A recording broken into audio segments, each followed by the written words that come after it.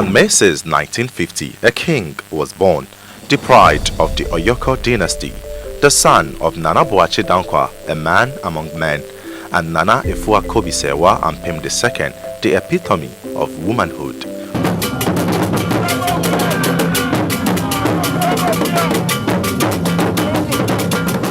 We knew you would be king, for your childhood exhibited leadership.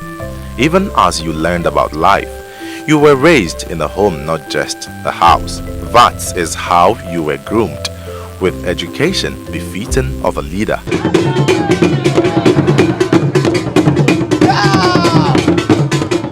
Needed to know how to count gold, so you studied accounting. You needed to know how to serve the public, so you studied public administration. Above all, you needed to know your subjects, so you studied human resources.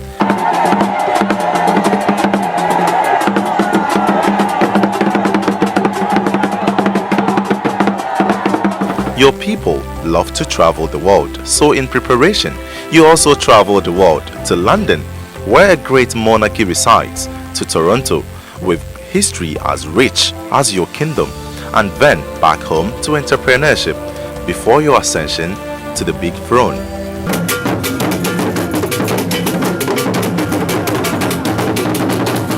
You would be misunderstood in the beginning, but a leader has to have great vision and the patience for that vision to manifest. And today, it is plain to see that you saw what many could not see, and your detractors have returned to the fold.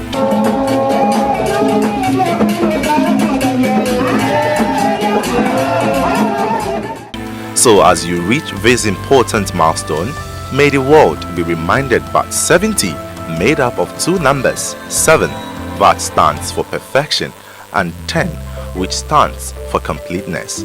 Could anyone more epitomize 70? Your Majesty, may you live long and may the good Lord shine an abundance of blessings over you.